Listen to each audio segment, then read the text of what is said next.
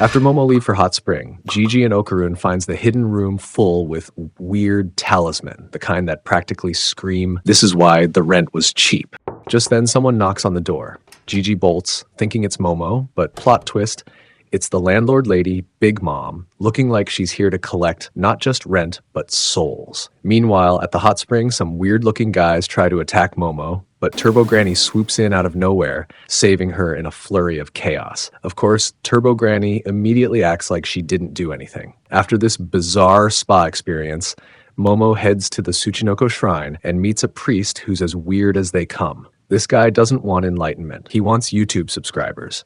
He tells her a tale about the Great Serpent, a mythical savior that stopped a volcanic eruption in exchange for human sacrifices. Of course, it was a facade, and he was there to stop people from performing such ritual again. Momo, being Momo, brushes him off with a polite, cool story and heads back to Gigi's house. As she enters the house, she finds Big Mom has taken down both Gigi and Okarun, with those shady hot spring guys now hanging out in the house like it's a villain convention. Big Mom announces, "All my sacrifices are here," like she's about to host a cursed barbecue. Momo doesn't wait. She starts kicking everyone's butt. But to her surprise, all the goons know some kind of kung fu, taijutsu, or whatever action movie martial arts this is.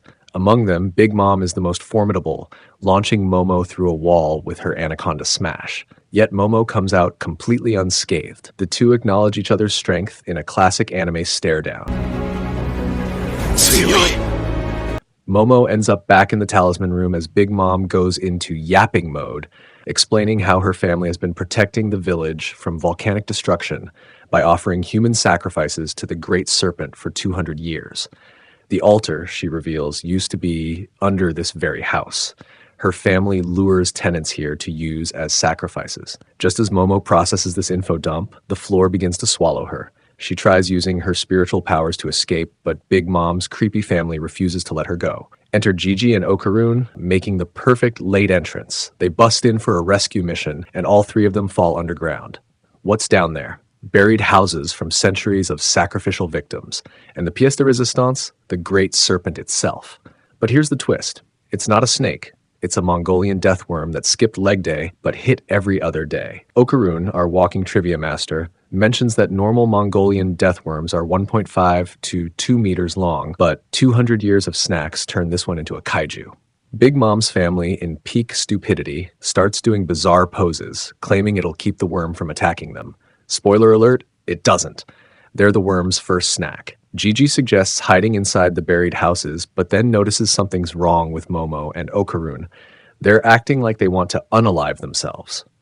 Turbo Granny and Gigi tie them up, and Gigi realizes the worm's aura caused his parents to hang out on the window. Even tied up, Momo still uses her spiritual power to harm herself, but our best boy, Gigi, did his best to save the gang. At that moment, Gigi's yokai, Evil Eye, appears and everyone came back to their senses.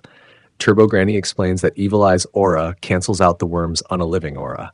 Having the same ability, they canceled each other out like they are on Twitter. Okarun slices off the worm's head, but the thing regenerates like it's in a boss fight with infinite health. Meanwhile, Evil Eye tries to possess Gigi, and we get his tragic backstory. He was caged inside a basement from where he could see a bunch of kids doing the monkey dance. So in return, he also did his best Tobey Maguire. Anyway, he was the first human sacrifice to the serpent, doomed to witness centuries of rituals without the strength to stop them. He couldn't find any strong vessel until Gigi appeared. Gigi, in a show of empathy, offers himself as a vessel. Evil Eye accepts, but with a catch. With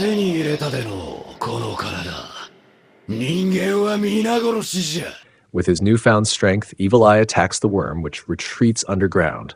However, he then targets Momo, but her boyfriend won't let his girl get hurt. Okarun helps Momo escape and vows to bring Gigi back to his senses. Okarun and Gigi had a fierce fight. Seeing the worm poison affect the vessel, Evil Eye tries to end it quickly. He caged Okarun in Cursed House and starts punching him. You might think our boy Okarun will lose here, but there were 3 reasons he would never have lost there. First, because Evil Eye hurt Momo-chan. Second, he stained Gigi's body. And lastly, because he pissed Kujo Okarun off.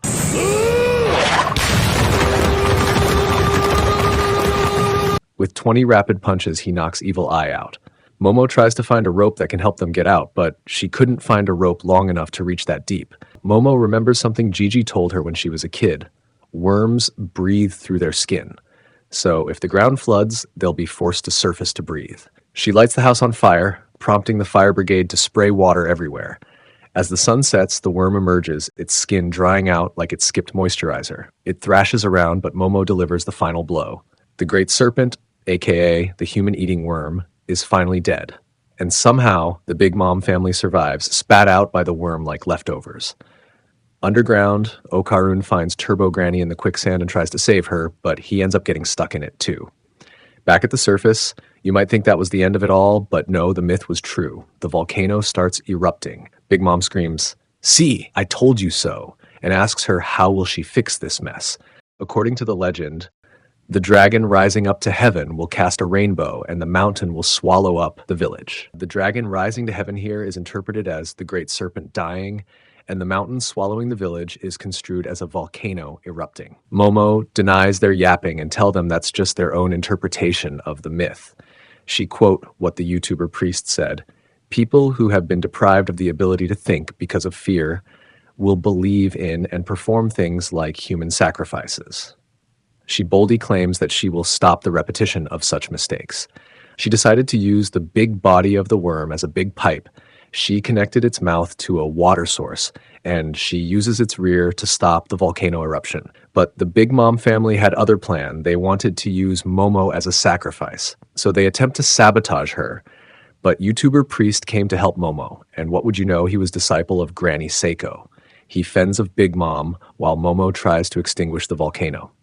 As things couldn't go worse, Gigi, who is possessed by Evil Eye, arrives at the scene and just attacks everyone randomly. Not having any other choice, Big Mom, YouTuber Priest, and Momo try to subdue Gigi together. But just then the help arrives, the Kappa alien punches Gigi and sends him flying. Shocked to see him, Momo asks him, "How did you get here?" Her question was answered as she sees a big UFO floating in the sky. Granny Seiko along with Taro arrives and makes a grand entrance from UFO as they get ready to exorcise the Evil Eye. They all launch an attack on Evil Eye. Evil Eye tear Taro into piece, but that was just what Granny Seiko planned, and they sealed him inside Taro's body. With the volcano calm, the serpent defeated, and the day saved, they search for Okarun. They find him buried under rubble, but alive, thanks to the worm's gross but protective phlegm. Momo and Okarun share a sweet reunion, ending this chaotic and legendary arc.